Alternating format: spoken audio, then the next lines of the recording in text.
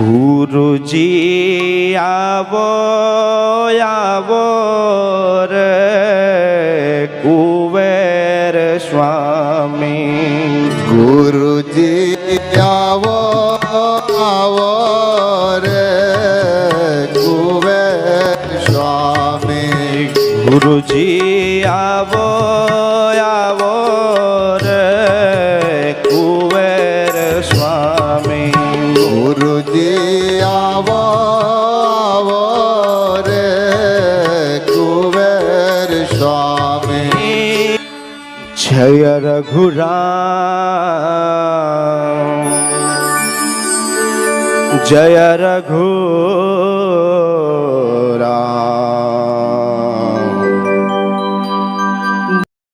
तथा सत्संग प्रारंभ समय का सत्य આજુબાજુ સૌને સત્ય સારે સત્ય સારે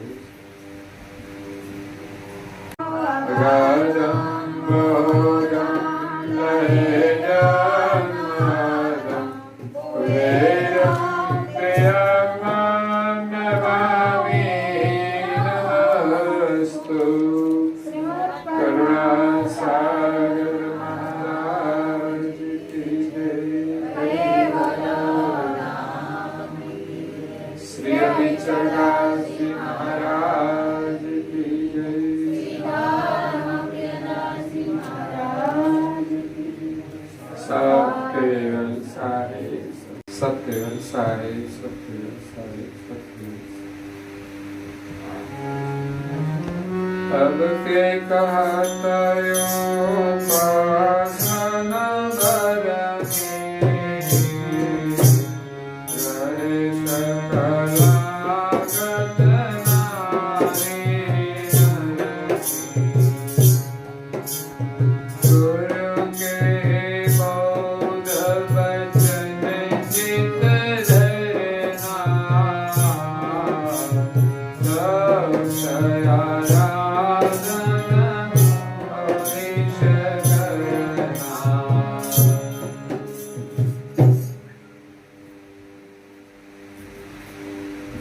ભક્તજનો,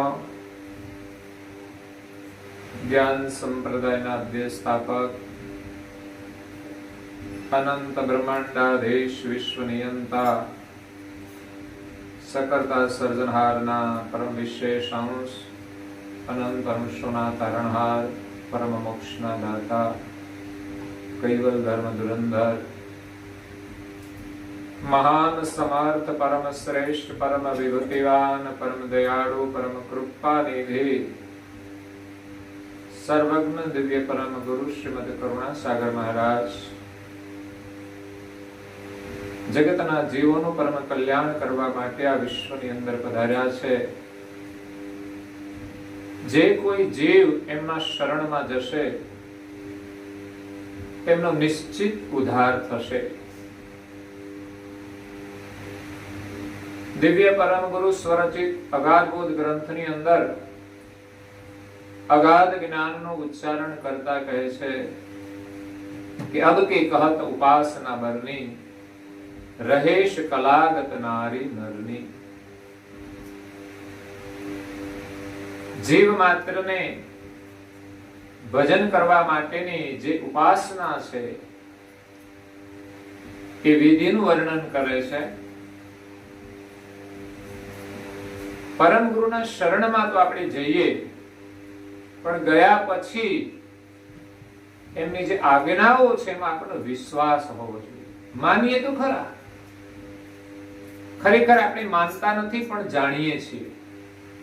ધર્મને કંઈક જાણીએ છીએ, માનતા નથી। માયનું કોને કહેવાય?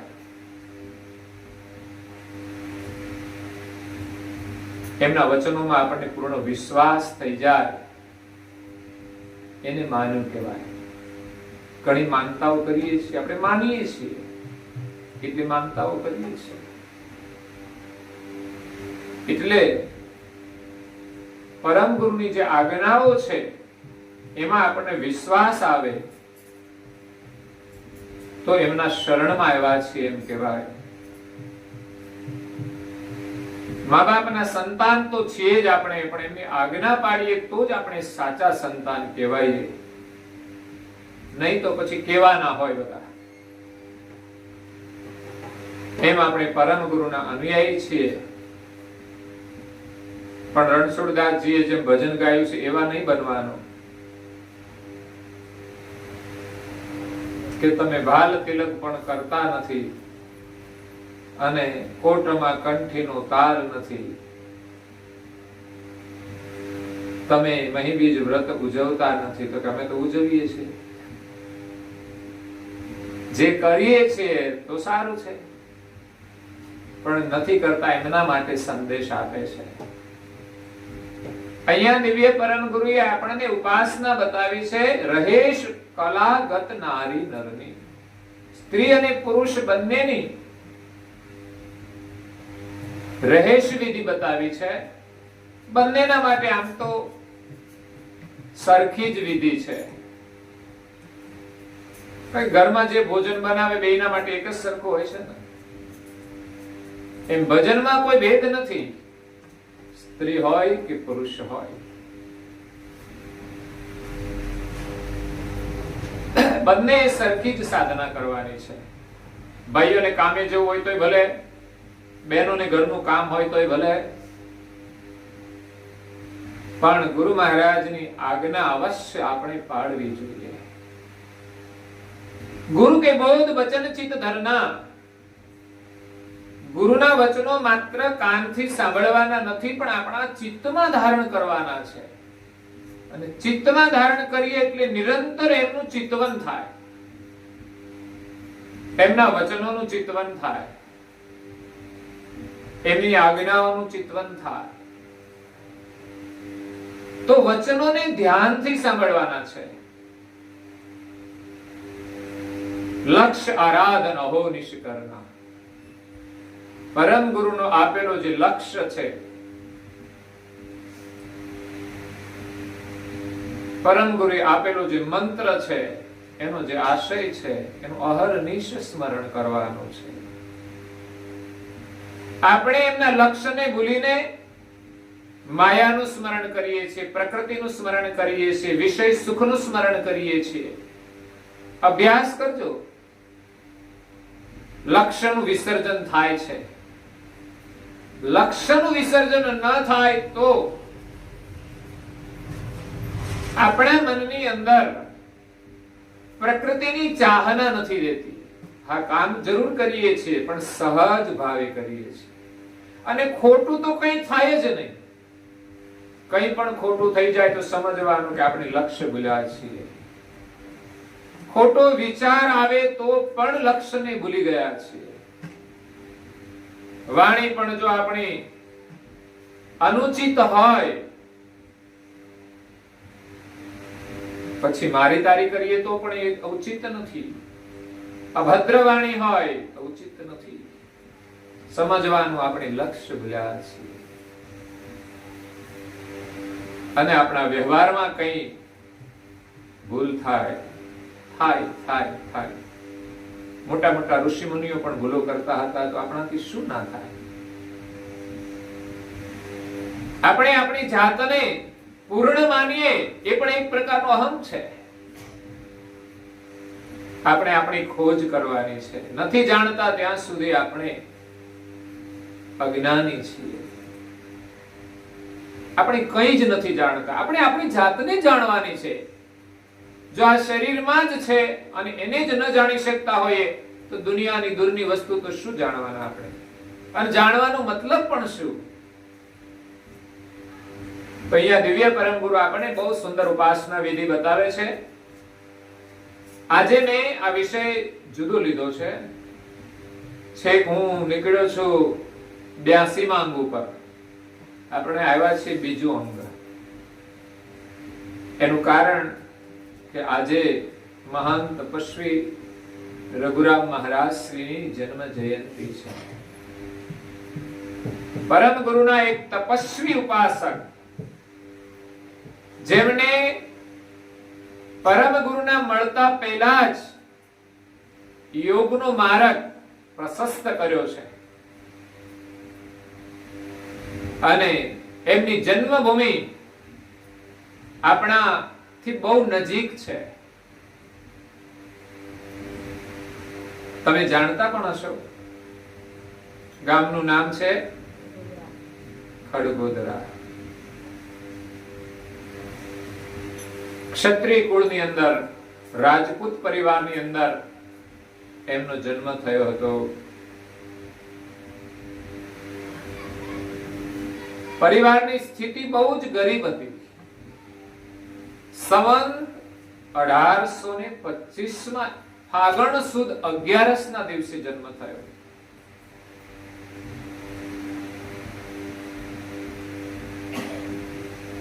ક્ષત્રિય કુળ જે ઠાકોર કુળ કહેવાય ને, તો ઠાકોરનું કુળ ઉત્તમ ગણાય છે. પછી તો સંસ્કારથી તો આજે બધી જ્ઞાતિ ભ્રષ્ટ થઈ છે, સમજો. પટેલનું કુળ પણ ઊંચું છે, તો આપણે ગૌરવ આવવું જોઈએ. પાન મસાલા ખાતા શરમ આવવી જોઈએ, એવું ઊંચું કુળ કહેવાય. આ તો કચરો ખાઈને મા બાપનું દૂધ લજવીએ છીએ, માતાનું દૂધ. એવો મનમાં અહેસાસ થશે તે દિવસે છૂટી જશે. એનું જ્યારે ગૌરવ આવશે ત્યારે છૂટી જશે. જ્ઞાતિનું પણ એક ગૌરવ હોય છે, માતા પિતાનું પણ એક ગૌરવ હોય છે, અને આપણે જે ધર્મ પાળીએ ધર્મનું પણ ગૌરવ હોય છે. તુલસીદાસજી એમના ભજનમાં શું કહ્યું? હે ગુરુજીના નામની હો જે માળા છે ડોકમાં,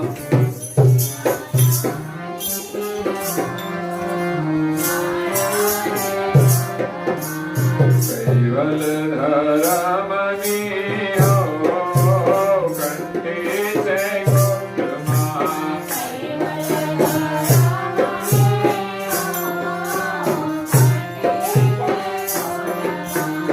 જસની થવાઈ નહીં, ઘરમાં લજવાઈ નહીં,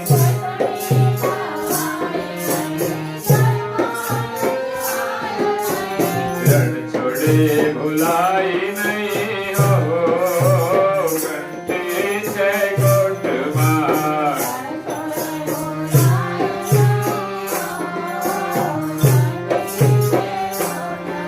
હે કરુણા સાગરની હો કંઠી છે કોટમાં.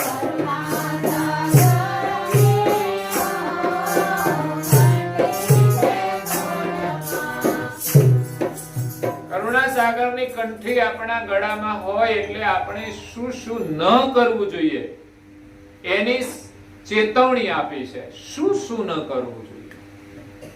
ચોરી નહીં કરવાની, નિંદા નહીં કરવાની, હેરી નહીં કરવાની, પ્રપંચ નહીં કરવાનો. આ બધી જ બાબતો લખી. એમાં વ્યસન પણ નહીં કરવાનું. વ્યસન કરીને ધર્મને લજવાય નહીં. હું તો કહું છું કુળને પણ લજવાય નહીં.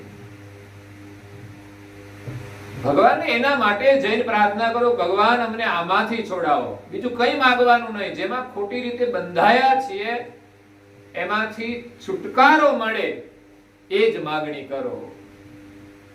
જેમ હરદેવ ને સુમંતાએ કહ્યું કે અમને જન્મ મરણના ત્રાસમાંથી છોડાવો, બીજું કઈ જોઈતું. ઘર બહાર છોડીને જંગલમાં ગયા છે. શા માટે? તો કે જન્મ મરણના ત્રાસમાંથી છૂટવા માટે. જે માયાને છોડવાની છે એને માગીને શું કરવાનું? સંસારમાં ભટકવાનું તો છે. જે નથી છૂટતો એને છોડાવવાને માટે પ્રાર્થના કરવાની છે. એટલે ખોટા વ્યસનો છોડીને સારા વ્યસનો કરવા જોઈએ. સારો નિયમ રાખવો જોઈએ. નિયમનું વ્યસન એવું થવું જોઈએ કે જેમ વ્યસની એમ કહે છે કે આ વ્યસન વગર મારે ચાલે જ નહીં, એમ નિયમ વગર પણ આપણે ચાલવું ના જોઈએ. નિયમ એવો અડગ હોવો જોઈએ કે કોઈ પણ પરિસ્થિતિમાં છૂટે નહીં કે તૂટે નહીં. એક નિયમ પણ એવો પાડીએ ને તો પણ એનું એક સારું પરિણામ આવશે. પછી નાનકડું ગાલ તિલક હોય તો ભલે બહુ સરળ છે, પણ છતાંય લોકો નથી કરી શકતા. એની કમજોરી કહેવાય, અશ્રદ્ધા કહેવાય. માનતા હોય, જાણતા હોય, પણ માનતા નથી. એટલે તપસ્વી રઘુરામ મહારાજ ક્ષત્રિય કુળમાં જન્મ્યા. ક્ષત્રિય કુળનો મહિમા એ છે કે જ્યારે હરદેવ અને સુમંતાની દિવ્ય પરમ ગુરુ ગુંજાર વનની અંદર દર્શન આપ્યા, જેમનું નામ હતું ભવભીડ ભંજન સાહેબ, એમની સેવાથી પ્રસન્ન થયા અને કહ્યું, માગો તમારે શું જોઈએ છે. પણ અમને તો કોઈ દિવસ કહેતા જ નથી તમે માગો શું જોઈએ છે. આપણે જ માગ કરીએ છીએ. એને કહેવા તો દો તમે માગો શું જોઈએ છે, પછી આપણે માગવાનું. આપણી લાયકાત આવે ત્યારે માગવાનું, સિવાય મળતું નથી. આપણે તો સાધના કર્યા વિના કઈ માગીએ તો પછી પૈસા વગર આપણે ઉધાર માગવા જેવી વાત છે. ઉધાર કોઈ આપે, વિશ્વાસ હોય તો આપે. વિશ્વાસ હોય તો મળે છે, પણ એ ચૂકવવાની આપણી નિષ્ઠા હોવી જોઈએ.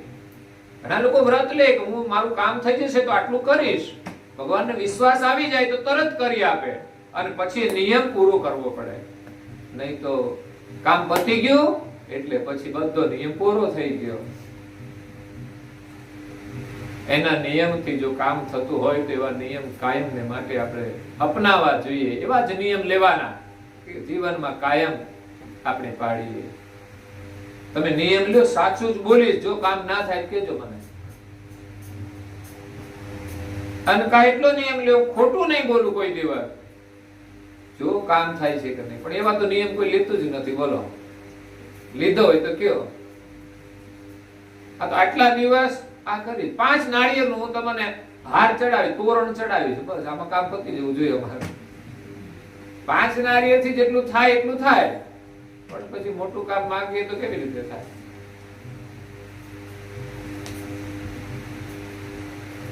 એટલે તપસ્વી રઘુરામ મહારાજ ક્ષત્રિય કુળમાં જન્મ્યા, એનો મહિમા છે. દિવ્ય પરમ ગુરુએ હરદેવ અને સુમંતાને કહ્યું, તમે ક્ષત્રિય કુળમાં અવતાર ધારણ કરો. એ હતા બ્રાહ્મણ કુળમાં, એટલે બધા જ કુળ ઊંચા છે. જેમણે ભક્તિ તો બ્રાહ્મણ કુળમાં કરી, એ બ્રાહ્મણ કુળ પણ ઊંચું છે. ક્ષત્રિય કુળ પણ બહાદુરી વાળું છે, ધર્મની રક્ષા કરવા વાળું છે. ક્ષત્રિયોની જવાબદારી હતી દેશની રક્ષા કરવાની, ધર્મની રક્ષા કરવાની. એમ પટેલ વર્ણ પણ ઉચ્ચ વર્ણ ગણાય છે. એટલે વર્ણ પ્રમાણે આપણે ઉચ્ચ કર્મ કરવા જોઈએ. મંદિરમાં જવું જોઈએ, તિલક કરવું જોઈએ. શા માટે શરમાવાનું? આપણે તો ઉચ્ચ વર્ણના છીએ.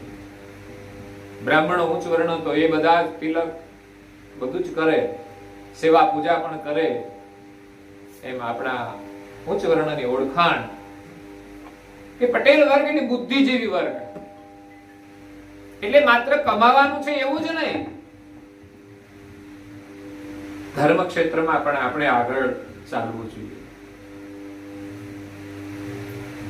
નહીં તો પટેલ વર્ગ એટલે બુદ્ધિજીવી, કમાવામાં હોશિયાર, લો બધાના કરતા વિશેષ કમાતા હોય છે. પણ માત્ર ભોગ વિલાસ માટે જ આ બુદ્ધિને સીમિત નથી કરવાની. તો આપણા જીવનમાં મનુષ્ય જીવનની કોઈ વિશેષતા નહીં રહે. એટલે ક્ષત્રિય કુળમાં જન્મ લેવાનું કહ્યું કે જેની અંદર ધર્મનું ગૌરવ છે, સ્વાભિમાન છે, કે કોઈ પણ ભોગે ધર્મની રક્ષા કરે, ધર્મનું પાલન કરે. મહારાણા પ્રતાપ અકબરની સામે યુદ્ધ કર્યું. નહીં તો એમ કે ભાઈ તમે અમને આપી દો થોડું તો અમે તમારી સામે નહીં લડીએ. પણ ના કહે છે. જ્યારે એક ભારમલ રાજા હતો, એમની સામે જ્યારે અકબરે લડાઈ કરી અને એમણે કહ્યું કે તમારી પુત્રી જોધા મને આપી દો, ત્યારે એ ભારમલ રાજાએ એમની દીકરી એને પરણાવી દીધી, જેની સિરિયલ પણ તમે જોઈ હશે. તો એમણે જે ધર્મનું ગૌરવ હતું એ જતું કર્યું હતું, પણ મહારાણા પ્રતાપ એ ઝૂક્યા નહોતા. એ ધર્મના માટે લડ્યા છે. જો કે એ જે જોધાબાઈ હતા એમણે તો હિન્દુનું ગૌરવ રાખીને જ રહ્યા હતા. એના ઘરમાં રહીને પણ એમને હિન્દુ ધર્મ પાળ્યો હતો. એ કઈ સહેલું કામ નથી. મુસલમાનના ઘરમાં જઈને હિન્દુ ધર્મ પાળવો એમની બહુ ચાલાકી હતી, યુક્તિ હતી, ગજબની એની શક્તિ હતી કે કૃષ્ણને લઈને ત્યાં ગયા હતા. અનબન થાય તો ઘર છોડીને ભાગી પણ ગયા હતા, પણ ફરી પેલો ભટકતો રજડતો આવીને લઈ ગયો એમને. પણ ધર્મ નથી છોડ્યો એમણે. ધર્મ જ આપણી રક્ષા કરે છે. એટલે મહાપુરુષો એમ કહે છે ધર્મો રક્ષતી રક્ષિતઃ. આપણે જો ધર્મનું રક્ષણ કરીશું તો આપણા પરિવારનું રક્ષણ ધર્મ કરશે, નહીં તો ક્યાં ના ક્યાંય ચાલ્યા જશે, બધું ખતમ થઈ જશે. ધર્મ આપણી રક્ષા કરે છે અને આપણે પણ ધર્મનું રક્ષણ કરવું જોઈએ, ધર્મનું પાલન કરવું જોઈએ. તે ક્ષત્રિય કુળનો મહિમા છે. એટલે દિવ્ય પરમ ગુરુએ માતાને કહ્યું તમે ક્ષત્રિય કુળમાં અવતાર ધારણ કરો. એક ક્ષત્રિય કુળમાં અવતાર ધારણ કરવાની શૌર્ય કથા પણ દિવ્ય પરમ ગુરુએ પ્રાગટ્ય પ્રસંગ છપ્પામાં કહી છે, જે આપણે દર સુદ બીજે છપ્પાનો પાઠ કરીએ છીએ. એટલે તમને સમજણમાં તો હશે જ કદાચ, કારણ કે સ્મરણમાં પણ હશે. કે પછી ખાલી પાઠ જ થાય છે? ચોપાઈઓ આવે ત્યારે સ્મરણ થાય છે કે નહીં કે આ કઈ ચોપાઈઓ આપણે વાંચીએ છીએ? સમરગઢનો એક રાજા હતો, એમનો એક રાજકુમાર હતો, અને દિલ્હીનો એક રાજા હતો, એમની એક દીકરી હતી શાહજાદી. હવે સમરગઢના રાજાનું શૌર્ય જોઈને એમણે પ્રસ્તાવ કર્યો કે મારે લગ્ન કરવા તો સમરગઢના રાજકુમાર સાથે. પણ આ તો દિલ્હીનો રાજા, એની પોતાની સત્તા હતી, એટલે પોતાને એમ કે ભાઈ મારી દીકરીના વિવાહ કોઈ હિન્દુ પરિવારમાં સાથે શા માટે થાય? ના પાડી. પણ દીકરીઓ જો હઠી હોય ને તો એ કરીને જ રહેશે. એ નક્કી કરે કે ગમે તે થાય મારે લગ્ન કરીશ તો એમની સાથે જ કરીશ. એટલે કામ પતી ગયું. પછી એટલે એમણે દ્રઢ નિશ્ચય કર્યો કે મારે લગ્ન કરવા તો એની શાદી કરવા, નહીં તો કુંવારી રહીશ. બસ આટલું કહી દે કામ પતી ગયું. એટલે દિલ્હીના રાજાએ કઈ મોકલ્યું? એ મોટો રાજા હતો અને કોઈ પણ રાજકુમારને એ પ્રસ્તાવ કરી શકે કે અમારી શાહજાદી સાથે તમારા રાજકુમારના લગ્ન કરવાના છે. એમણે કેમ મોકલાયો? સમરગઢનો રાજા તો ક્ષત્રિય હતો અને એનામાં ક્ષત્રિયનું જનૂન હતું, અને કે છે મુસલમાનની કન્યા કે છે મારા છોકરા સાથે પરણાવવાની? શું અમારા હિન્દુની અંદર કોઈ કન્યા નથી? શું સ્ત્રીઓ વાંજણી છે? એવું લખ્યું છે કે હું મારા દીકરાના વિવાહ મુસલમાનની કન્યા સાથે કરું? ના પાડી દીધી. ના પાડી એટલે દિલ્હીનો રાજા તો અકળાયો કે મારા આદેશનું અપમાન. તરત એમણે ચડાઈ કરી, ભયંકર યુદ્ધ થયું. દિલ્હીના બાદશાહની પાસે તો સૈન્ય મોટું હતું, સમરગઢનો રાજા શુરવીર ચોક્કસ હતો, પણ એની પાસે સૈન્ય નાનું હતું. એમાં એની હાર થઈ. શાહજાદીએ કહેલું કે જીવતો મળે તો જીવતો, નહીં તો મુવો પણ મારી સામે લાવજો, હું એની સાથે નક્કા પડીશ. છેવટે જીવતો હતો ત્યાં સુધી તો એમના હાથમાં એવું નહીં. છેવટે એનું મસ્તક કાપીને એમની પાસે લાવે છે, શાહજાદીના સામે મૂકે છે. શાહજાદીના સામે મસ્તક મૂક્યું, એ મસ્તક એની જાતે ઉલટું ફરી જાય છે. એનું મુખ જોવા માંગતું. અને આ કેટલું ગૌરવ છે ક્ષત્રિયની અંદર. તો આવા ધર્મના ગૌરવ વાળા ક્ષત્રિય કુળની અંદર તમે જન્મ લો. ક્ષત્રિયમાં પણ ઘણી બધી પાછી પેટા જ્ઞાતિઓ હોય છે. જનૂનવાળા ક્ષત્રિય હોય, રાજપૂત એ કોઈ અલગ હોય, બીજા ક્ષત્રિય હોય એ પણ અલગ હોય. દરેક પોતાના આચરણથી જુદા કહેવાતા હોય છે. બાકી તો મુખ્ય 4 વર્ણ જ છે, પણ પછી એમાંથી પેટા વર્ણ પડ્યા દરેકના આચરણ પ્રમાણે, સંસ્કાર પ્રમાણે. એટલે એની એ જ જ્ઞાતિમાં પણ કોઈ ઉચ્ચ વર્ણના લોકો નીચ વર્ણના સાથે સંબંધ ન કરે, એ સ્વાભાવિક છે. એટલે અહીંયા જે સમાજની ગોળ છે ને, સંસ્કારનું એક વર્તુળ છે, એની અંદર સામ્ય સમજ હોય, સંસ્કાર સમાન હોય, રીત રિવાજ સમાન હોય. બીજા જ કુળમાં જાય એટલે બધું જ નવું હોય. પછી તો આ તો પછી કેવું હોય કે એકાબીજાનો આંખો મળી હોય ને પછી એકાબીજાને સ્વીકારે વ્યક્તિને, એટલે પછી બધું જ સ્વીકારવું પડે, નવું હોય તો પણ. નહીં તો લોકો થોડું સહન કરવા તૈયાર નથી હોતા. એટલે સમાજ વ્યવસ્થા સાચી છે એ પ્રમાણે ચાલવું જોઈએ, અને સમય પ્રમાણે ન ગોઠવાય, કોઈ રીતે ગોઠવાઈ જતું હોય તો ગોઠવી દેવું જોઈએ, સ્વીકારવું જોઈએ, એ પણ સારું છે. એની કોઈ આલોચનાની કોઈ જરૂર નથી. કદાચ સમાજમાં હોય પણ સારું કામ ન કરે તો આલોચના થવાની છે, કોઈ પણ વર્ણમાં હોય. પણ જો સારી રીતે સમજીને રહેતા હોય તો સારી વસ્તુ છે. તો અહીંયા રઘુરામ મહારાજનો જન્મ એવા ક્ષત્રિય કુળમાં થયો છે કે જેમાં ધર્મનું અભિમાન છે. ગરીબ હતા છતાં પણ બાળપણથી એને ગત જન્મના સંસ્કાર મળેલા હતા. ગયા જન્મમાં પણ એને કોઈ એવી ભક્તિ કરી હશે કે બાળપણથી જ એની અંદર ધર્મના સંસ્કાર આવ્યા. બાળપણમાં માતા પિતાને ગુમાવી દીધા હતા. બસ 2 ભાઈઓ હતા, એક ભાઈ નાનો હતો. જવાબદારી આવી રઘુરામ મહારાજ ઉપર, અને એ પણ સંબંધીના આશ્રય રહીને મોટા થાય છે. કેટલું બધું સાંભળવું પડે, વિચાર કરો. કોઈ એમ જ સાચવતું નથી. હો, કેટલા બધા તાના મારે, અને સહન કરીને રઘુરામ મહારાજ રહ્યા છે. લગભગ 25 વર્ષની ઉંમર થઈ ત્યાં સુધી ઘરે રહ્યા. ત્યાં વચ્ચે કોઈ સાધુ સંતોની જમાત આવતી હતી, ખાખી બાબાની ડાકોરથી. જ્યાં ત્રિકમજીનો અખાડો અત્યારે પણ છે.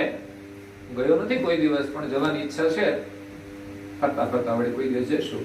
બાકી ડાકોરમાં તો લોકો જાય જ છે બધા. પણ અમારો તો કોઈ ઉદ્દેશ હોય કે ક્યાં જવું છે, શા માટે જવું છે.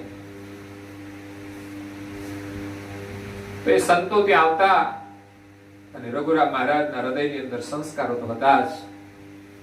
બસ આપણા બાળકો પણ એવા હોવા જોઈએ કે સંતોની નજીક રહે, પણ આ તો દૂર દૂર ભાગે. આપણે આ શેરીમાં આવતા હોય બીજી શેરીમાં નીકળી જાય.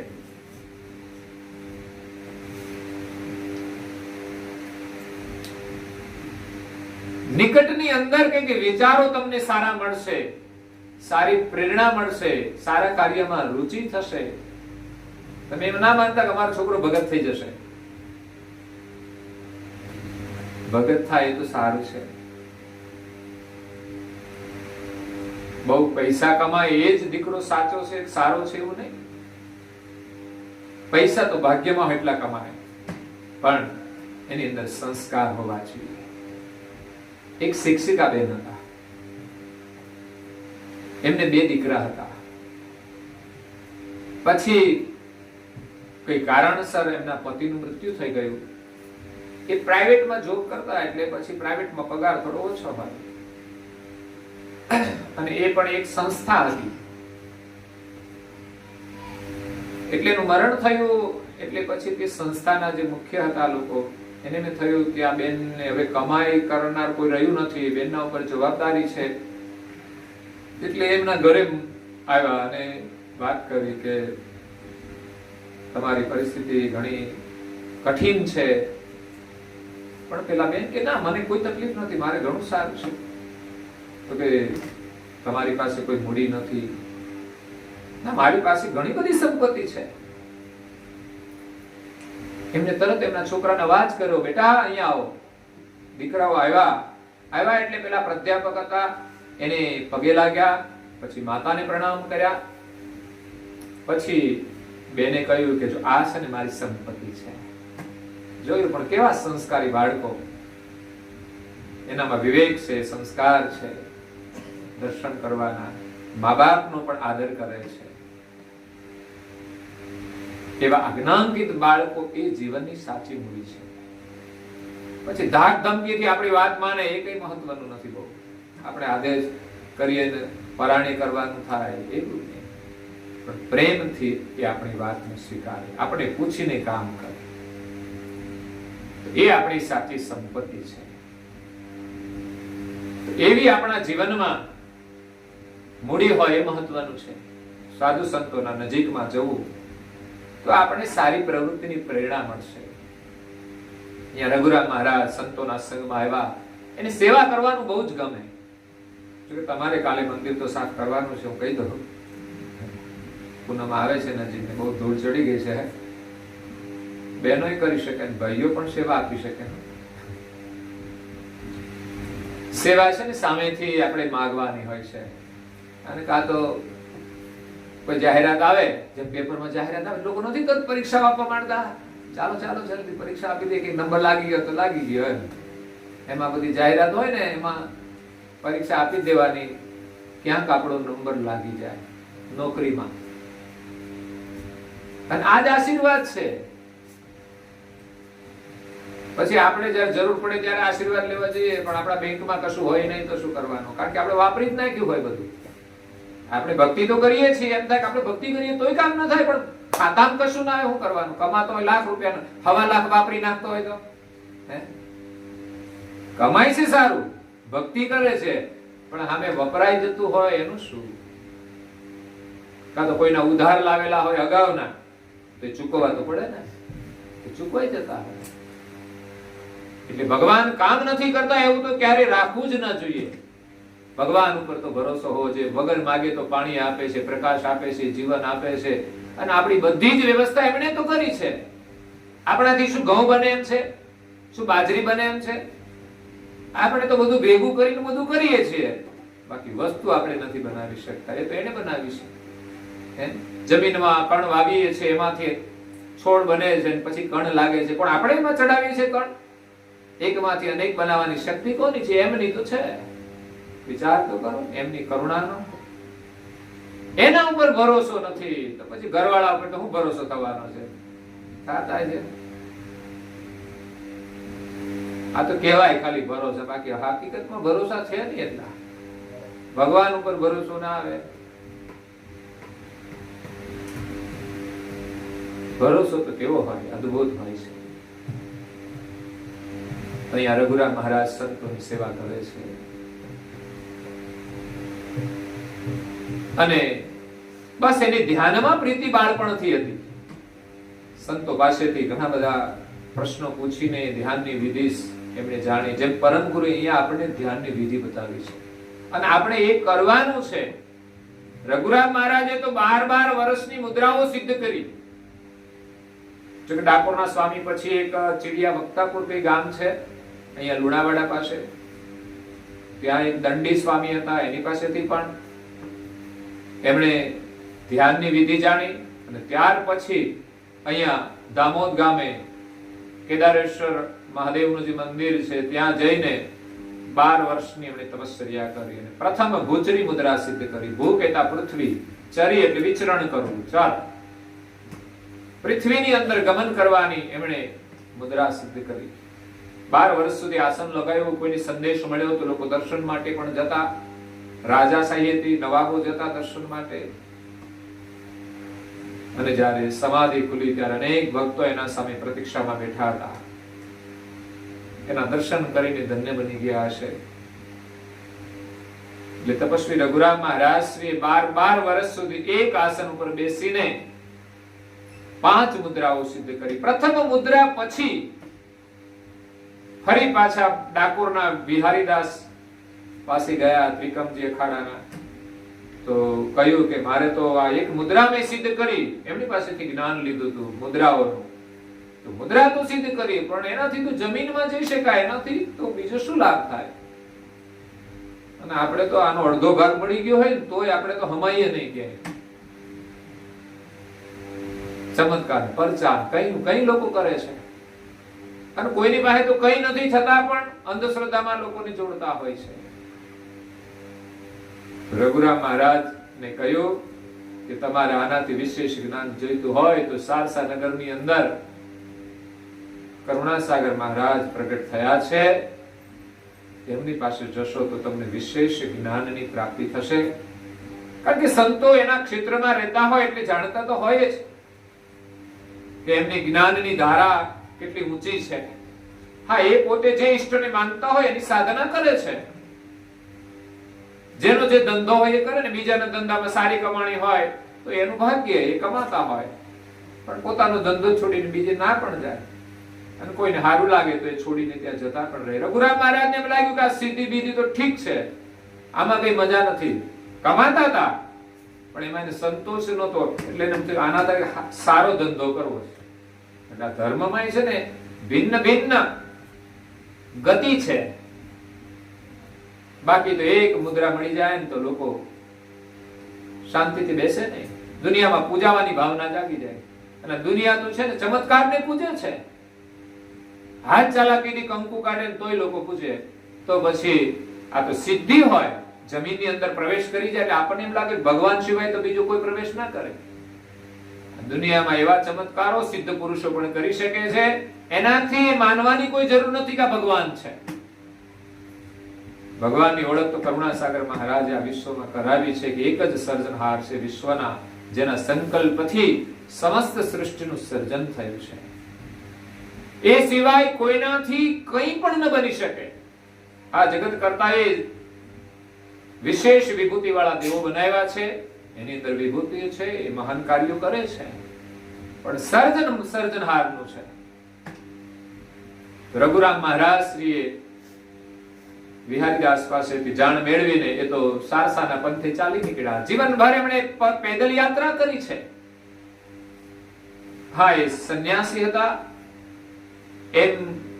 એમના ફોટા અને એમના જે સ્મૃતિ છે એમ કે છે કે ચરણમાં પાઘડી પહેરતા હતા, પાદુકા પહેરતા હતા. છેલ્લે હતી, પહેલા પહેરતા કે નહીં ખબર નહીં, પણ જ્યારથી એમણે લીધી હશે ત્યારથી પહેરતા હતા. અને વિશેષ પેદલ યાત્રા કરી છે. અંતિમ કાળની અંદર કોઈએ એમને તોફાની ઘોડી આપેલી, કારણ કે એ ઘરે તોફાન કરતી હતી, કોઈને સવાર જ થવા દેતી નહોતી, તો એવી ઘોડીને રાખીને કરવાની શું? ઘણા ઘરમાં આવા દાગીના હોય, કોઈ પરણાઈ દો કે છે એટલે હાચવે એમ કોઈ એમને ઘોડી આપેલી, એટલે એની કસોટી માટે જ. તો એ ઘોડી ઉપર હાથ ફેરવીને તો સવાર થઈ ગયા. એનો હાથ પડે ને ત્યાં તો એ શાંત થઈ જાય. ઘોડી તોફાની હતી, એના ઉપર એમણે આરામથી સવારી કરી. પેલા બધા જોતા જ રહી ગયા. એમણે કહ્યું કે તમે આના ઉપર સવારી કરો તો તમે રાખજો. પછી જીવનભર તો પછી રઘુરામ મહારાજ શ્રી એ ઘોડીને રાખી, એના પર સવારી પણ કરી વિચરણ માટે. અને અંતે ઘોડીને કૈવલ ધામમાં લઈ ગયા છે. કેટલી ભાગ્યશાળી ઘોડી કહેવાય, વિચાર કરો. ઘણા લોકો દર્શન માટે આવ્યા હતા, એમને કહ્યું હતું કે હું આ દિવસે શરીર છોડીને કૈવલ ધામમાં જવાનો છું. ત્યારે એ જે વિચરણ કરતા હતા ત્યાંથી બધા ભક્તો ત્યાં દર્શન માટે આવી જાય છે કે ભાઈ છેલ્લા દર્શન તો કરી લઈએ. રઘુરામ મહારાજે કહ્યું કોઈને આવવું હોય તો, પણ કોઈ તો તૈયાર થાય. છોકરા હોય, કેટલું કુટુંબ પરિવાર હોય, ગાડીઓ હોય, મિલકત હોય, હવે માયા હોય. પેલા તો ગાડીઓ તો એટલી બધી હતી નહીં, પણ સંસારની માયા જેવી છે ને કુટુંબ પરિવારની, એને છોડીને કોઈ મંદિર સુધી જઈ શકતા નથી. લોકો કે અમારા ઘરમાં મંદિર છે, પણ ઘરની માયા છોડીને તો આવવાની સુધી. માયા છૂટે છે કે નહીં એ જ કસોટી છે. બાકી મંદિરમાં આવો કે ના આવો કોઈ ફેર પડતો નથી. ભગવાન મંદિરમાં બેઠા નથી, પણ ત્યાં સ્થાપના ચોક્કસ થઈ છે. ભગવાન તો તમારા ઘરમાં છે, પણ ઘરની માયા છૂટે છે કે નહીં એ જોવાનું છે. ભગવાન કદાચ આપણી પ્રતીક્ષા કરતા હોય તો આપણને સમય મળે છે કે નહીં એ જોવાનું છે. જો આ રીતનો અભ્યાસ થયો છે ને તો કદાચ આપણે મોહ મમતા છોડીને એના ભજનમાં લાગી જઈશું. નહીં તો અંતકાળે પણ ભગવાનમાં આપણું મન લાગશે નહીં. હાવા હાવા કરશે, હાવા હાવા. હું ખબર છે, એક કાકા બહુ કંજૂસ હતા અને ભગવાનનું ભજન કરેલું નહીં, આખી જિંદગી પૈસા પૈસા પૈસા જ કર્યું.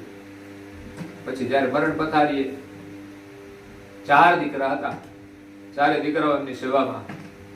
એને એમ કે દાદા પાસે કઈક તો હશે, હાવા હાવા કરે એટલે વાહ ઉપર કેમ લાગે કઈક વારસો હશે ખરો એનો. એટલે છોકરાએ તો ભારે માયલું ઇન્જેક્શન દેવડાવ્યું કે દાદા કઈક બોલે તો.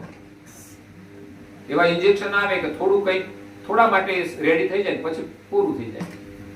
એટલે એને તો સારામાં ઇન્જેક્શન દેવડાવ્યું અને પછી કે પેલો વાછડો હાવણી છાવે છે, હાવા હાવા કરે એટલું જ બોલાતું હતું. ઓહો કે છે આ તો કઈ મળ્યું નહીં, હાવા હાવા કરતા જતા રહે. પછી એ દુર્દશા છે. રઘુરામ મહારાજનું જીવન કેટલું તપસ્વી છે. એના ફોટાના દર્શન કરવાથી આપણે પ્રેરણા મળે એટલે આપણે દર્શન કરીએ છીએ. પરમ ગુરુના દર્શન ફોટાના કરીએ છીએ, પણ એમણે જે જ્ઞાન આપ્યું છે એમાંથી આપણે પ્રેરણા લેવાની છે. તપસ્વી રઘુરામ મહારાજ આપણા જેવા જ તો હતા. કરુણાસાગર બાપજી તો માનો કે મહાન પુરુષ હતા, દિવ્ય પુરુષ હતા, એ તો બધું જ કરી શકે. પણ એમના સાનિધ્યમાં જે તપસ્વી રઘુરામ મહારાજ હતા એમણે જે તપ કર્યું છે એ કઠોર તપ છે. એટલે લોકો ઉપવાસ કરે છે ને એ સારી વાત છે, બહુ સારી વાત છે કે આપણામાં ઉપવાસ કરવાની વૃત્તિ હોવી જ જોઈએ. એક દિવસ નહીં, અઠવાડિયું પણ ઉપવાસ કરવાની ક્ષમતા હોવી જોઈએ. ઘણા લોકો 9 દિવસ નવરાત્રીમાં કરે છે. થાય તો કરો, ન થાય તો વાંધો નથી, પણ એ ભાવના સારી છે. ભલે ભૂખ્યા રહેવાથી ભગવાન ન મળે. ઘણા લોકો તો એમ જ કે ભૂખ્યા રહેવાથી કઈ ભગવાન મળતા નથી, મંદિરમાં જવાથી ભગવાન મળતા નથી, તો પછી ક્યાં ઘરે બેઠા બેઠા ભગવાન મળશે? કે ટીવી જોવાથી મળશે? કચરો ખાવાથી મળશે? શાનાથી મળશે? તું કે તું શું કરે છે? ભગવાન જો મંદિરમાં નહીં મળે, પૂજા કરવાથી નહીં મળે, તો પછી ક્યાંથી મળશે? એટલે ઘણાને તો વાતો કરવી હોય ને એના માટે આવા જવાબ હોય છે. એટલે તપસ્વી રઘુરામ મહારાજના દર્શન એક આપણને ધ્યાનની પ્રેરણા આપે છે. મને બાળપણમાં જ ઘરમાં ફોટો એટલે આપણે પલંગ ઉપર સૂતા હોય તો ફોટા તો ચારે બાજુ મૂકેલા હોય. આપણું ઘર મંદિર લાગવું જોઈએ, સિનેમા થિયેટર નહીં. હા, ઘણા ઘરમાં તો કેવા કેવા ફોટા હોય, હીરોના ફોટા હોય, હિરોઈનોના ફોટા હોય. એક ભાઈ તો અમે ગયા હતા પધરામણીમાં, દક્ષિણ ગુજરાતમાં, તો કોમ્પ્યુટર લઈને બેઠો હતો, ટેબલ ને ઉપર એનું કોમ્પ્યુટર ને ઉપર એક ફોટો. તો મેં કે આ કોણ છે? તારી માસી છોકરી છે? એ કે આ તો પેલી છે. મેં કે આ હું કામ લગાડી છે? ઘણા મોબાઈલમાં માસી છોકરીઓ હોય ઘણી બધી. હું કામ આને રાખવી જોઈએ? તમારા ઘરમાં જે માતાજી હોય એનો ફોટો રાખો, લગ્ન થયા પછી જે શ્રીમતી આવે એનો રાખો, એનો કોઈ વાંધો. એ સિવાયના પરાયા ફોટા રાખવામાં કોઈ ફાયદો નથી. એટલે મહાપુરુષોના દર્શનથી આપણે ધ્યાનની પ્રેરણા મળે. એમ રઘુરામ મહારાજે આટલું તપ કર્યું, એનાથી હું વિચાર કરતો કે 12 વર્ષ કેમ બેસતા હશે, અને એ રસ્તો જ શોધવાનો છે આપણે બધાએ. કે કદાચ 12 વર્ષ બેસવાનું થાય તો પણ આપણી તૈયારી હોવી જોઈએ. અચરતમાં 3 મહિના સુધી બેઠા, અન્નજળનો ત્યાગ કરીને. એ કદાચ 12 વર્ષ વીતી જાત ને તો ઊભા ન થાત. એનો નિયમ એટલો જ હતો કે બસ પરમ ગુરુના દર્શન કરવા. પરમ ગુરુએ 3 જ મહિનામાં એની કસોટી કરી લીધી કે બસ આ 3 મહિના રાખું તોય ભલે, 3 વર્ષ રાખું તોય ભલે, 30 વર્ષ રાખું તો પણ એ ડગશે નહીં. જો આપણી પરીક્ષામાં પાસ થઈ જાય તો તરત જ આપણું કામ થઈ જશે, પણ આપણી શ્રદ્ધા કાચી હશે ત્યાં સુધી આપણી પરીક્ષા થશે. રઘુરામ મહારાજ તો એક મુદ્રા સિદ્ધ કરવા માટે બેઠા હતી. મુદ્રાનો જે કાર્યકાળ હોય એટલે સુધી બેસે તો જ સિદ્ધ થાય. અચરતબાનો નિયમ હતો પરમ ગુરુના દર્શન કરવાનો. કેટલું એનું અડગ મન. પ્રથમ અન્ન જલ તજ ત્રિય માસ તપ કીન, જપે અમર નિજ જાપ કો લીએ પરમ ગુરુ ચીન. આપણા ઘરમાં છે ને એકાદી આવી ચોપાઈ લખાય અને કંઠસ્થ કરાય, આપણને સતત પ્રેરણા આપે કે ઘરમાં થોડું જમવાનું મોડું થાય તો બહુ અકળાવવું નહીં. જુઓ તો ખરા, 3 મહિના સુધી અનાજ ને જળ નથી લીધું, સંભળાવી દેવાય તરત ઘરવાળાને, બેહો શાંતિથી. એવી શ્રદ્ધા અડગ હતી એમની. તો રઘુરામ મહારાજ શ્રીએ 5 મુદ્રાઓ સિદ્ધ કરી. એક ગુચરી મુદ્રા, નાભી ઉપર દ્રષ્ટિ રાખી અને પ્રણવ જાપ કરતા હોય છે. ધ્યાનમાં આપણે પ્રણવ જાપ કરવો જ જોઈએ. પ્રાણાયામ પર દ્રષ્ટિ રાખીને એ પ્રાણને આપણે સમ કરવાનો છે, સ્થિર કરવાનો છે. એમાં ખટ સંપત્તિ આવે, સમ, દમ, ઉપપ્રતિતિ, તિતિક્ષા, શ્રદ્ધા અને સમાધાન. આ 6 સંપત્તિ મળે ને ત્યારે આપણને સ્વરૂપનો અનુભવ થાય, ત્યારે આપણી સાધના પરિપૂર્ણ થાય. પછી એ સંસારમાં રહીને પણ સમદમ, ઉપપ્રતિતિ, તિતિક્ષા, શ્રદ્ધા અને સમાધાન કરી શકે અને ધ્યાનમાં બેસીને પણ કરી શકે. પરંતુ દિવ્ય પરમ ગુરુએ આપણને જે આજ્ઞા આપી છે એટલો કાર્યકાળ તો આપણે અવશ્ય બેસવું જોઈએ. બીજું તમે કંઈ કરો કે ન કરો, પણ પરમ ગુરુની આજ્ઞા પૂર્ણ પાળવા માટેનો હજુ આપણે પ્રયાસ નથી કરતા, કે હજુ આપણે પૂર્ણ આજ્ઞા પાળતા નથી. પૂર્ણિમાનું વ્રત કરીએ તો એ દિવસે પણ વ્રત નથી પડાતું, અધૂરું રહે છે. વાતો કરતા હોઈશું એ સિવાય પણ સમય જતો જશે. એવું થોડું છે કે સમય નથી એટલે ધ્યાનમાં નથી બેસતા, સમય તો બહુ હોય છે. પહેલા તો નથી વેલા ઉઠાતું, એમાં જતો રહે. વેલા ઉઠે તો કામની જંજાળ. એટલે આજે પૂર્ણિમાનું વ્રત છે, 2 કામ ઓછા કરશો તો નહીં ચાલે. જેને 3 મહિના સુધી અન્નજળનો ત્યાગ કરી દીધો એના કામ નહીં પડ્યા રહ્યા હોય, પણ 3 મહિનાના કામ, 3 મહિનાના તપથી તો એવું એનું કામ થઈ ગયું, એને જિંદગીભરના કામ એક સાથે કરી દીધા. એટલે પરમ ગુરુએ આજ્ઞા આપી છે આપણને 48 મિનિટ બેસવાનું. ભક્તોના માટે, સંતોના માટે 2 કલાક ને 24 મિનિટ, 6 ઘડી, તમારે 2 ઘડી.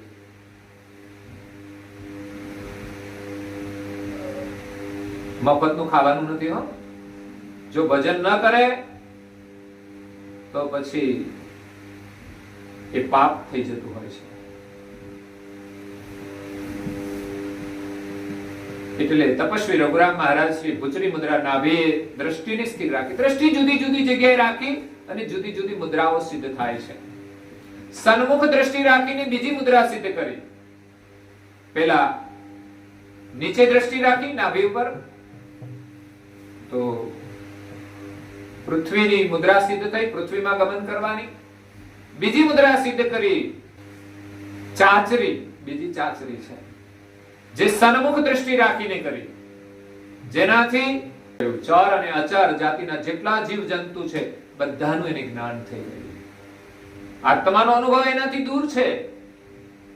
આ સિદ્ધિ મળે એટલે દરેકના મનની વિના જાણી શકાય. વિચાર કરો, આ કેવું સરસ. પણ કરવાનું હું તમારા મનની વાત મારે જાણીને કરવાનું શું? આપણે તો ભગવાનને જાણવાના છે, ખુદને ઓળખવાના છે. બાકી લોકોને બહુ જ શોખ હોય, હા, બહુ જ રસ હોય. ફલાણી શું કહેતી હતી, તારે પૂછવાની કઈ જરૂર ખરી? આમાં જવું સારું છે, ગિલોળે જવું સારું છે. બધા લોકો પીવે, કેવી ઝેર જેવી. નગરા જીવડા જ ખાવાના ને. આ છે 84. જીવ જંતુ ફરે છે એ છે 84. ભગવાનનું ભજન નથી કર્યું તો પછી આમાં આ રહેવાના તો અહીંયા જ, આજ ઘરમાંથી આ ઘરમાં આવીએ પાછા, પણ ભગવાનનું ભજન નહીં કર્યું તો સમજવાનું, આમાં ફરવાનું. મેં કહ્યું ઘણી વાર શેરી કૂતરા ફરે, માણા જેમ બજારે ફરતો હોય ને, હું જોઉં ને આમ બજારે કામ વગરના લોકો બેઠા હોય, પાનના ગલે બેઠા હોય. લ્યો, બહુ સારી જગ્યા હોય બેઠા હોય, આપણા બાકડા ખાલી હોય અને પાનના ગલે લોકો બેઠા હોય. ઉચ્ચ વર્ણના માટે તો ત્યાં બેસવાનું સારું નથી, મને લાગતું. હું તો ખાલી તમને કહું છું, બેસો ના બેસો એનો કોઈ વાંધો નહીં, પણ આપણને એમ થવું જોઈએ કે આપણી બેઠક ક્યાં. મને એમ નહીં થતું હું ત્યાં બેહું અડધો કલાક, 5 જણા આવે તો ઉપદેશ આપું, પણ ત્યાં કોઈ ઉપદેશ લાગે ખરો?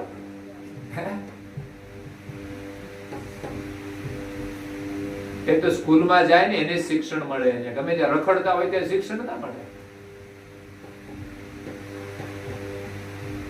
એટલે બીજી મુદ્રા એમણે સિદ્ધ કરી, સામે દ્રષ્ટિ રાખીને બધાના મનની વિના જાણતા હતા.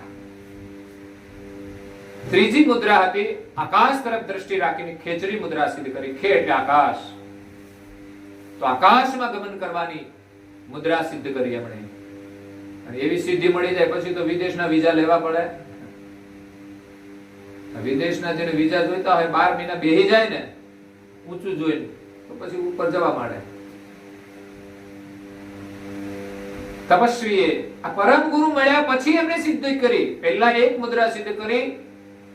ઘણા લોકો કહે છે કે આ સિદ્ધિનું આપણે કોઈ મહત્વ નહીં, પણ છતાંય પરમ ગુરુએ એનો વિરોધ નથી કર્યો. આ સિદ્ધિ આપણો અંતિમ લક્ષ્ય નથી, પણ સિદ્ધિના પ્રભાવથી એ જ્યાં મુદ્રા સિદ્ધ કરતા આજુબાજુના કઈ કિલોમીટર સુધી એની શ્વાસ ફેલાતી હતી.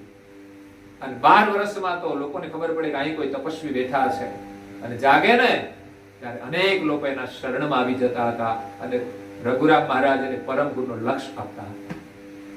બસ આ જ કાર્ય એમનું હતું. ક્યારેક પરચા અને ચમત્કાર મહાપુરુષે આપ્યા છે, એ કોઈ જરૂરી નથી, પણ એવા કોઈ શ્રદ્ધાળુ હોય કે જેની ધર્મમાં શ્રદ્ધા હોય એવા લોકોને પરચા મળે ને તો એની શ્રદ્ધા ધર્મમાં વધુ દ્રઢ થઈ જાય. એટલા માટે અધિકારી ભક્તોને જ પરચા આપ્યા છે, બધાને મળતા નથી. એમ રઘુરામ મહારાજે અનેક લોકોના પરચાથી પણ કામ કર્યા છે. એ તો યોગી પુરુષ હતા અને વનસ્પતિઓને જાણતા હતા, ચરાચરની બીના જાણતા હતા. એટલે કઈ વનસ્પતિમાં કયો ગુણ છે એની ખબર હતી, એટલે કઈ વનસ્પતિ કઈ ઔષધિ છે એની ખબર હતી. એટલે કોઈ પણ રોગીને એ સાજો કરી દેતા હતા. અને સાથે સાથે પછી થોડી જ્ઞાનની ઔષધિ આપતા હતા કે શરીર તો સારું થઈ ગયું પણ તું બીમાર છે, તને વાસનાનો રોગ લાગ્યો છે, જન્મ મરણનો રોગ લાગ્યો છે, એની પછી થોડી દવા આપે કે થોડી થોડી તો આજ્ઞા પાડો પરમ ગુરુની, અને એ ઔષધિથી તમારું જન્મ મરણ ટળી જશે. તો આકાશમાં ઉડવાની એની કોઈ જરૂર નહોતી.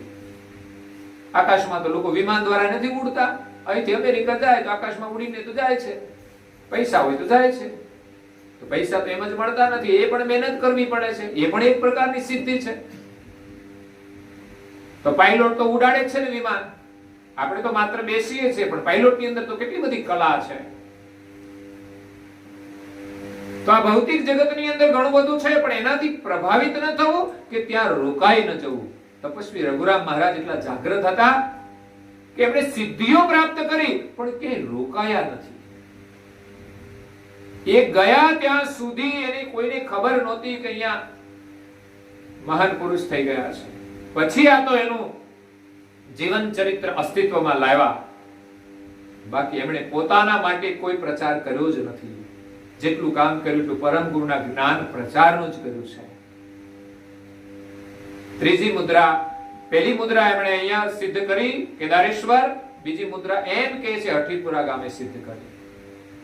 જો કે ગુરુજી એવું કહેતા હતા કે અમારા કોઈ વડીલો નથી કહેતા કે અહીંયા કોઈ સિદ્ધ કરી છે, નહીં તો કહે છે કે ભાઈ વારસામાં એમ સંભળાતું આવે, પણ કરી હશે કે નહીં કરી હોય એમાં વિવાદમાં તો આપણે નથી જતા શું સાચું શું જૂઠું. પણ એના જીવન ચરિત્રની અંદર જે કોઈ જાણકારી મેળવી એમને લખ્યું છે કે હઠીપુરા ગામે રોડ ઉપર એક મહુડાનું ઝાડ હતું, એમના નીચે બેસીને એમણે મુદ્રા સિદ્ધ કરી હતી. તો સારું કહેવાય, એ ગામ ભાગ્યશાળી કહેવાય કે તપસ્વીએ એક ભૂમિને પાવન કરી. ત્યાં કુવામાં પાણી નહોતું તો તપસ્વી આમ એક કમંડળ પાણી નાખે તો કુવો પાણીથી ઉભરાઈ જતો. સાહેબ આ સિદ્ધિનો પ્રભાવ તો કેવો છે. ના આપણે તો બોરમાં પાણી આવ્યું હોય તો લોકો હમાય નહીં કહે, પછી તો હાથમાં ચાલ્યા ના રહે. એટલે હઠીપુરા ગામે સિદ્ધ કરી. ત્રીજી મુદ્રિકા એમણે નારદીપુર ગામે સિદ્ધ કરી, ઉત્તર ગુજરાતની અંદર. કોઈ દિવસ જવાનું થાય તો જાજો. બહુ સુંદર મંદિર બનાવ્યું છે, લગભગ 1 કરોડના ખર્ચે બનાવ્યું હતું આજથી 10 વર્ષ પહેલા. પથ્થરનું બનાવ્યું છે ને થોડી ગુરુગાદીની પ્રતિકૃતિ બનાવ્યું છે, થોડી, સંપૂર્ણ નહીં પણ થોડી. અને આપણે પણ એવી ઈચ્છા છે કે એવું પણ મંદિરનું એક નિર્માણ કરવું છે, જે બનાવવાના છે ત્યાં. કદાચ થોડો ઘણો જે ખર્ચો થાય પણ એ પ્રકારનું બનાવવાની ઈચ્છા છે મારા મનમાં. પછી તો પરમ ગુરુજી કરાવે છે ખરું. 1 કરોડના બજેટ સુધી તો વાંધો નથી, પણ પછી તમે કેટલો સહકાર આપો છો એના પર આધાર છે.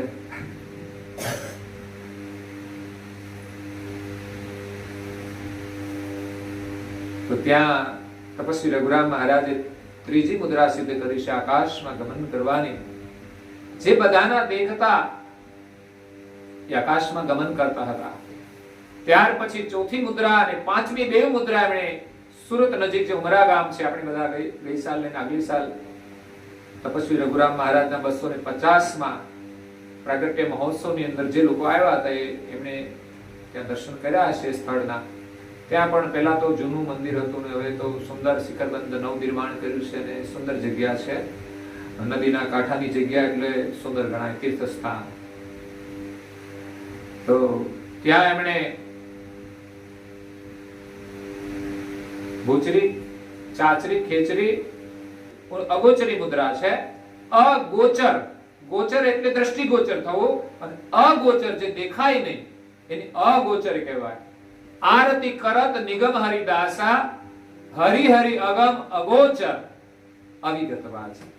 અગોચર જે દેખાય નહીં તે, એમ રઘુરામ મહારાજ શ્રી ચોથી અગોચરી મુદ્રાથી અદ્રશ્ય થવાની સિદ્ધિ પ્રાપ્ત કરી. આપણી સામે બેઠા હોય ને અદ્રશ્ય થઈ જાય. આને તો ભગવાન કહેવાય કે ના કહેવાય? આ દુનિયા તો એને જ ભગવાન માને. આજે 5 મુદ્રાની સિદ્ધિ જેની પાસે હોય, આવા તો સિદ્ધ ઘણા પુરુષો થઈ ગયા. દુનિયા એમાં જ ભગવાન માને છે. આ જગતમાં જે ભગવાન મનાય છે એને આ સિદ્ધિના કામ સિવાય બીજું કંઈ કર્યું નથી, અને એવાય કામ નથી કર્યા.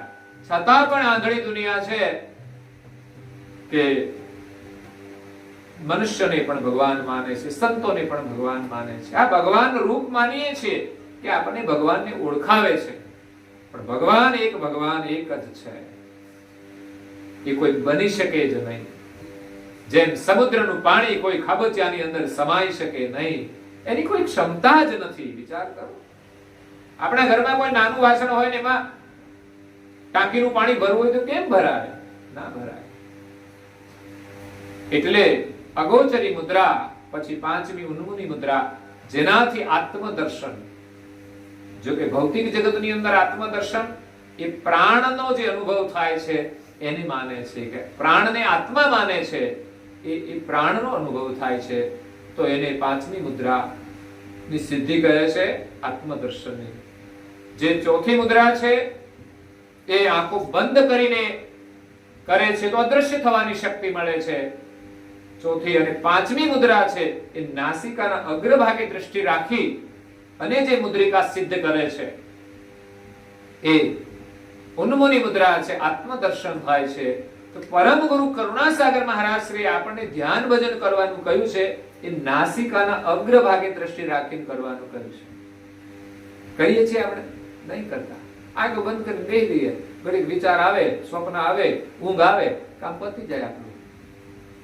ખુલ્લી રાખીએ તો આ બહારનું દર્શન દેખાય બધું, કોણ આવ્યું કોણ ગયું. હા, ખુલ્લી રાખીને થઈ શકે, આપણી અંતર્મુખતા થઈ ગઈ હોય, બહારનું કંઈ દેખાય નહીં, ખુલ્લી આંખો હોવા છતાં તો થાય. આંખો બંધ હોય તો પણ થઈ શકે, પણ એટલી આપણામાં જાગૃતિ હોવી જોઈએ. જાગૃતમાં ઉજાગૃત પણ હોવું જોઈએ કે આપણે લક્ષ્ય ભજનમાં સુરતા રહે. જાગૃત તો છીએ, ઊંઘતા નથી એટલે જાગૃત છીએ, પણ વિચારોમાં ફરતા હોઈએ તો જાગૃત ન કહેવાય. અગર તો જાગૃત છીએ પણ ઉજાગૃત ન કહેવાય. તો જાગૃતની અંદર સ્વપ્ન ચાલે છે એટલે ભજન ના થાય. જાગૃતમાં અતિ ઉજાગૃત પણ હોય એટલે માત્ર મંત્રનું સ્મરણ જ થાય. મંત્ર બોલાયો ને મન વિચારે ચડ્યું એટલે સમજવાનું કે જાગૃતમાં ઉજાગૃતપણું જે છે એ લીન થઈ ગયું, અને જાગૃતની અંદર સ્વપ્નનો પ્રવેશ થયો હોય કે પછી નિંદ્રાનો પણ પ્રવેશ થાય, સુષુપ્તિનો પણ પ્રવેશ થાય. એમ જ બેસી રહ્યો, ક્યાં કઈ ખબર જ ન પડે, એટલો સમય પણ વીતી જાય, ન ભજન થાય ન કોઈ વિચાર આવે, એવી સ્થિતિ પણ આવી જાય. એટલે ધ્યાન ભજનનો અભ્યાસ બહુ મહત્વનો છે.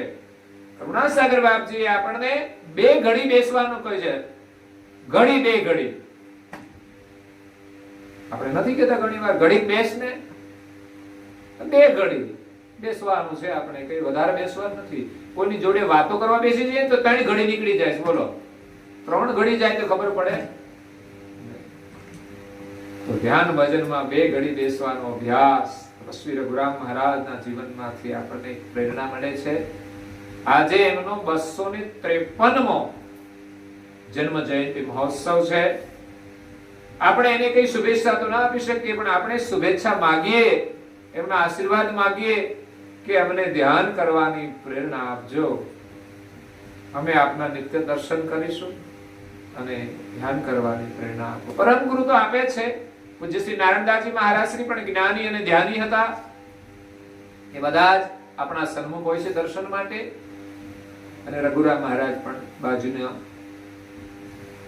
સાઈડમાં આપણે એમને પધરાવ્યા છે. એના દર્શનનો ભાવ એ છે બસ કે અમને ધ્યાનની અંદર એકાગ્રતા આપજો, અમારા જીવનમાં સંયમ આપજો. રઘુરામ મહારાજનો સંયમ એટલે અદ્ભુત સંયમ. એની દ્રષ્ટિ નિર્મળ હતી. એક માત્ર લંગોટી સિવાય એને જીવનમાં કશું પહેર્યું નથી, એવું તેનું ત્યાગમય જીવન હતું. સંસારમાં વિચરણ કરતા છતાં પણ મન દ્રષ્ટિમાં કોઈ વિકાર ન હોય, એનું નામ સંયમ કહેવાય. આપણે એવી અવસ્થામાં પહોંચવાનું છે અને ત્યારે ભજન થશે, બાકી ભજન નહીં થાય. દુનિયાના રૂપ રંગને જોઈશું એટલે ધ્યાનમાં બેસી એટલે એ જ સિરિયલ ચાલુ થઈ જાય. દુનિયાની વાતો કરશું એટલે એ જ વિચારો આવશે અને દુનિયાદારીના જ કામો કરીશું મોહવશાત તો એ જ સાયકલ ચાલવાની છે. કામ છોડીશું પણ વિચાર નહીં છૂટે. એટલે ભજન એટલે ભજન થવું જોઈએ કે નિરંતર એનું સ્મરણ થાય. અમારો મંત્ર છે એ આપણામાં ચૈતન ભાવ પ્રગટ કરે છે. હું શરીર નથી, હું મન નથી, બુદ્ધિ નથી, અંતસ્કરણ નથી, 3 ગુણ નથી, હું વૃત્તિ નથી, એના કારણરૂપ ચૈતન અંશ છું. એ ભાવની અંદર આપણે રહીને કૈવલનું ભજન કરવાનું છે. તો આજે તપસ્વી રઘુરામ મહારાજના 253મા જન્મદિવસની આપને સૌને શુભકામનાઓ છે કે આજથી તમે કંઈક નિયમ લઈને માળા કરજો. એમના અને પરમ ગુરુના આશીર્વાદથી તમે ધ્યાન ભજન કરીને પરમ ગુરુના આશીર્વાદ મેળવો અને તમારા પરિવારને પણ એના આશીર્વાદ મળે. હું તો કોઈ બાળકોને બધાને આ બધી પ્રક્રિયા કરાવજો. તમે થોડું થોડું જેવું થાય એવું પણ સંસ્કાર આપજો. એ જ પરમ ગુરુના આશીર્વાદ સાથે આજની કથા તો અમારા રાજુભાઈ અને એમના ધર્મપત્ની સૂર્યાબેન, હું જોતો તો એ ઢોલક હાથમાં લીધું ને સૂર્યાબેન તો હસતા હતા કે ઢોલક સરસ વગાડે છે અને એ હરખું ગાય છે સરસ. મેં કીધું ઓલા જીમીન મજરા શીખવાડજો. અને પેલું એક છે ને એને વાંચું શીખવાડતો. ખૂબ ખૂબ ધન્યવાદ છે પરિવારને. આ સાથે આપ સૌને સત્કેવલ સાહેબ आद्य सकल स्वराज सोनेश कविकर्ता की जय। कृष्ण स्वामी महाराज की जय। परम गुरु श्रीमद करुणासागर महाराज की जय। श्री नारायणदास जी महाराज की जय। श्री बड़दास जी महाराज की जय। श्री भगवान दास जी महाराज की जय। श्री प्रयागदास जी महाराज की जय। श्री शीतलदास जी महाराज की जय। श्री अविचलदास जी महाराज की जय। श्री धर्मप्रिय दास जी महाराज की जय। सर्व संतान की जय। सर्व देवन की जय। श्री ज्ञान संप्रदाय की जय। श्री गुरु शास्त्रापुरी की जय। श्री कैवल धाम की जय। कथा सत्संग गुणावती का सत केवल साई।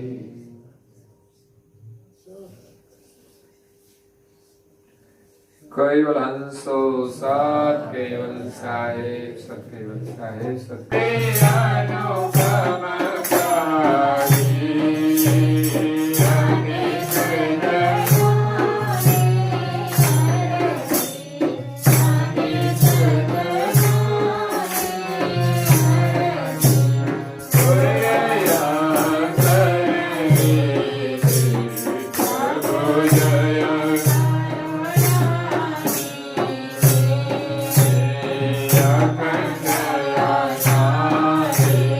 Sat